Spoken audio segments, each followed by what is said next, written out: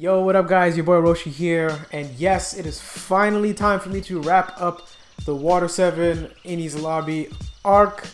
Finally done. I've actually been done reading it for a while. I've been taking a break just to kind of digest everything. So this is the final video of the Water 7 arc. I know that there is a post Enies Lobby arc, so that is going to be in its own separate video. After this video, I am going to be watching all of the CP9 fights because they were all dope. So I'm going to be doing a lot of reactions to those, and then once I'm done with that, then I'm going to continue moving forward with the story so that we can keep it pushing halfway to being caught up, and we're just gonna keep it moving. So without further ado, let's go ahead and jump right into this. So while escaping with Nico Robin, Spondum's dumbass accidentally triggers the Buster Call, and to cover up his mistake, he acts like he triggered it on purpose. And forgetting that he's on loudspeaker, begins to ramble on about how all the Marines at Enies Lobby will be a sacrifice for a worthy cause. Now Luffy hears Robin's voice from behind the door and lunges at Lucci without a second thought. They exchange a few blows, feeling each other out, and it's clear just how powerful Luffy has become at this point. Luffy tries to throw Lucci out of the way to get to the door, but Lucci isn't having any of that. Luffy is going in, but obviously not to the fullest extent, but it's still making for a beautiful fight. Now, even with his strength boost, Lucci appears to be toying with him a little bit. Now, back with Khalifa and Nami, Khalifa catches Nami off guard with the same attack that had finished off Sanji. Now, even though it made every part of her body smooth and halved her combat ability, that really doesn't affect how Nami fights since she uses the climb attack. Nami was quickly able to gain the upper hand with her Mirage tempo when Chopper bursts into the room. Chopper, obviously still under the influence of the Rumble Ball, is attacking without regard and just destroying everything in sight. Nami's able to find that the secret to undoing Khalifa's technique is to wash it off with water, then catches Khalifa in an epic Mirage followed up by a nice Thunder Shock. Nami's in complete control of the weather and the fight at this point. Khalifa regains control for a split second, but forgot about the Black Thunder Cloud that Nami had set up earlier, leading to a devastating Thunderlands tempo to finish her off. Now Chopper is still terrorizing the tower, and he runs into Zoro and Usopp's fight. They realize that Chopper is slowly dying from the strain that the beast form is putting on his body. Frankie and Nami show up as well with a plan, and Frankie blasts Chopper into the sea to weaken him while Nami releases the handcuffs that had Zoro and Usopp locked together. Now that the fight can truly get underway, Zoro and Kaku waste no time going at each other. Kaku's giraffe form gives him some upgraded techniques and extra control in addition to the strength boost. Jabra tricks Usopp into believing he doesn't really want to fight and falls for the bait when he tosses him the key. Usopp is immediately met with massive HP loss. Jabra is handling him pretty bad and almost kills him when Sanji shows up with the clutch foot to his face. Just then, the gates of justice begin to open, and Spondum continues his journey with Robin toward them. At this point, everyone is doing their best as the Buster Call draws closer. Sanji's battle with Jabra gets more intense, and Jabra decides to pull the same stunt he did with Usopp. Sanji doesn't fall for it though and delivers a swift, sweet chin music to him. Now Jabra turns things up a notch temporarily until Sanji delivers a new devil leg technique, flaming the hell out of Jabra and finishing him off for good. Now that kick was absolutely disgusting, to be honest. Now Spondum inches closer to the gates and Frankie runs into Luffy during his fight, planning to make a run for the door while Luffy keeps Lucci busy. Zoro and Kako turn it up a notch and Zoro pulls out the do-rag, so we all know what time it is now. Now Kaku pulls out some new attacks and it's proving to be quite a problem for Zoro until Zoro pulls out a new 2 Gorilla Slash technique that increases his strength and sends Kaku flying. Kaku pulls out blades and it turns into a full-on sword fight. Both of them are evenly matched, each able to get off some good blows, and Kaku is going absolutely ham right now. And finally, Zoro shows off his new Demon Spirit Asura technique, creating the illusion of a demon god and cleaning up Kaku for good. Then he delivers Paulie's message: "You're fired." So now the gates are finally open and Spondum is dragging Nico Robin along the bridge when she breaks free and is holding onto the bridge with her teeth, which was kind of gruesome. Holding on for the Straw Hats and holding on for life. Meanwhile, Luffy is getting handled by Rob Lucci and Frankie catches some of the smoke too before Luffy returns with a swift jet pistol from a gear second. Now Lucci rebounds by activating his Devil Fruit, but it's no use, and Luffy continues to handle him in his leopard form. Spandam is now dragging Nico Robin across the long bridge through the gates of justice and finally reveals to Nico Robin he knew all about what happened on Ohara with Saul, and reveals to Nico Robin that Spandine was his father. Spandam is a real piece of shit, rubbing all of Robin's hardships in her face and laughing about it. And right when they were 2 steps from entering the gates of justice, Spandam is sniped by my dog Usopp. Usopp cleaned house and lit everybody up. The remaining Straw Hats and Frankie have arrived and delivered the keys.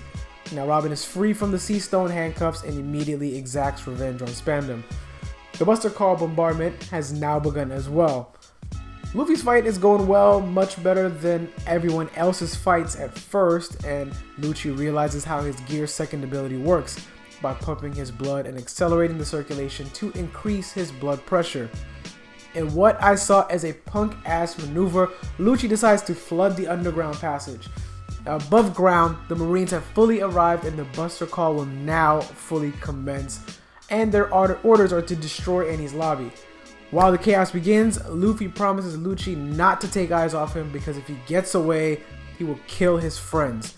Lucci launches his attack, and with Gear Second now worn off, he's able to easily deal out damage to Luffy. Luffy now activates Gear Third, the power of air that travels bone to bone and balloons his arm to giant size, striking Lucci with a giant pistol, destroying the whole building. Now outside, one of the Marines tells the story of a boy who was a CP9 agent at the age of 13 and once obliterated 500 soldiers. He says that man is on Enies Lobby and there's nothing that the Marines can do. I'm pretty sure he's talking about Rob Lucci at this point. Now elsewhere, the Straw Hats get flooded out in the underground passage while trying to escape. Luffy's punch had launched Lucci onto a Marine ship and Luffy gives chase, bringing hell and destroying the ship with a giant axe. Lucci goes full leopard and attacks, but Luffy is able to shake him off, following with a devastating giant whip. Now this fight is insane and nothing but chaos and destruction. Luffy ends up shrinking from exhaustion. And back on the bridge, Spandam is still talking shit and tries to get Frankie to turn on Robin, but instead gets sparked. Spandam sends his elephant blade Funk Freed at them and Frankie turns it around, crushing him with his own weapon. Lucci catches up to Luffy in his tiny state and starts to manhandle him when he starts suffering pain from earlier damage, it appears. The Straw Hats are all drowning in the tunnel when Kokoro turns into a mermaid and brings them to safety on the Marine ship that Frankie and Robin had hijacked. Everyone is now safe and sound, now waiting on their fearless captain to finish up. While they prepare the ship for escape, Luffy kicks into second gear one more time. And in other news, the Buster Call has been a success and there are 0 survivors in the chaos. And this is what exactly Nico Robin was talking about. The Buster Call destroys everything and everyone. You can't see people on the map, it's just chaos. The Carpenters, Frankie's boys, Yokozuna, all gone. Now Luffy and Lucci are still going blow for blow, and Lucci hits Luffy with his strongest attack, which Luffy compares to the strength of an impact dial but amplified. The Marines surround the Straw Hats outside and launch an attack, and not just any Marines, some have Devil Fruit abilities as well. Now, these boys can't catch a break. Luffy is inside getting wrecked by Lucci due to exhaustion. After passing out after another devastating blow, Usopp finally rips off his mask to yell out to his captain. Usopp taunts Luffy until he's able to stand on his own 2 feet and finish his fight like a true captain. Luffy channels all of Robin's pain and suffering into a final jet gatling to finish him off for good. Now Luffy has defeated Rob Lucci of CP9 and Nico Robin will rejoin the Straw Hats on the sea. The Marines all converge on Luffy's location ready to eliminate him when Usopp and the others hear a voice from down below. Now at that moment, they have Nico Robin toss Luffy into the sea and out of nowhere the Going Merry appears to break his fall. Everyone jumps on the Going Merry ready to escape. It turns out Sanji had closed the gates of justice, causing whirlpools to reappear, causing chaos with the Marine ships and helping them to get away safely. Now once they escape, they come across the Galila ship and the Going Merry immediately splits in 2, completing its final task.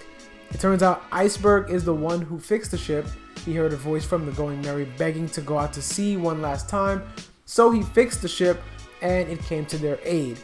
Now it is finally time to say goodbye to the ship, and it was definitely an emotional parting. Now holy shit, in my opinion, this is actually a heavy contender for top manga arc of all time. I was hooked from beginning to end. Oda didn't miss a single beat while telling the story. It was perfectly paced with a healthy balance of plot, action, and comedy to make sure the reader doesn't get bored.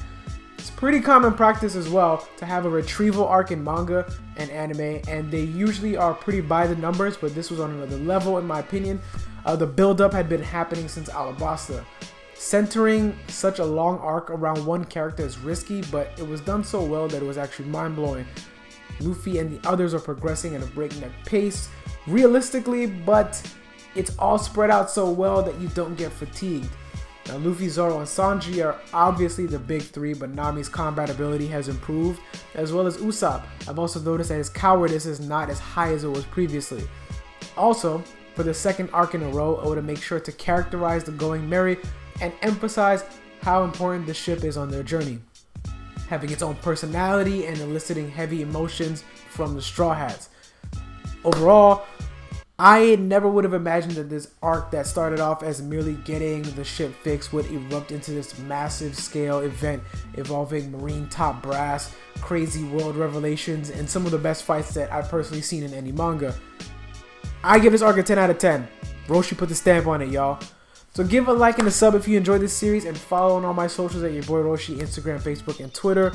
Consider becoming a patron if you will, and check out my merch store. The link to that is down below. But that's all I got for today. Have a great day or night, and I will catch you guys next time. And remember, the reaction videos are coming soon. Peace out, y'all.